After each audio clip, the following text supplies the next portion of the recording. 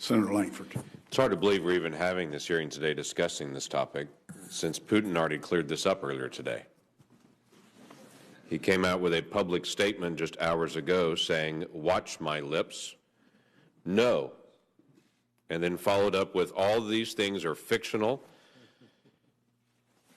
illusory, provocations, lies, used for domestic American political agendas.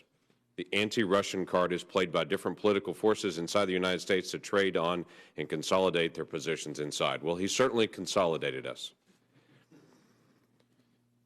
It is painful to watch the Russian people trapped in a regime that is doing this worldwide.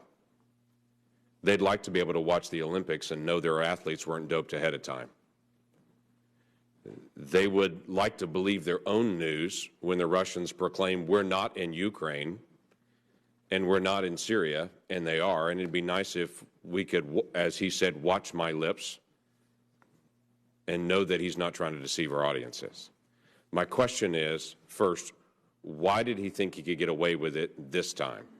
This is not new for the Russians. They've done this for a long time across Europe, but it was much more engaging this time in our election.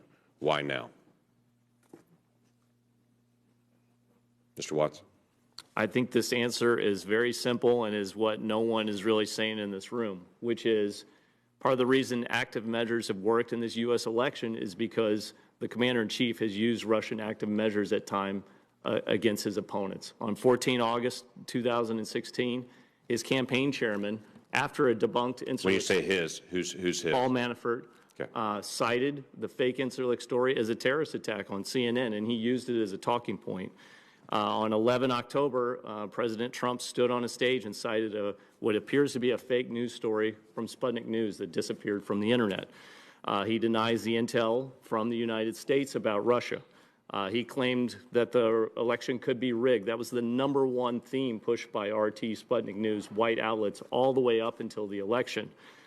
He's made claims of voter fraud, that President Obama is not a citizen, that, Congressman Cruz is not a citizen. So part of the reason active measures works, and it does today in terms of Trump Tower being wiretapped, is because they parrot the same lines.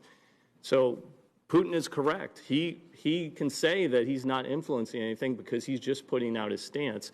But until we get a firm basis on fact and fiction in our own country, get some agreement about the facts, whether it be, do I support the intelligence community or a story I read on my Twitter feed, we're going to have a big problem. I can tell you right now today, gray outlets that are Soviet-pushing accounts tweet at President Trump during high volumes when they know he's online, and they push conspiracy theories. So if he is to click on one of those or cite one of those, it just proves Putin correct, that we can use this as a lever against the Americans.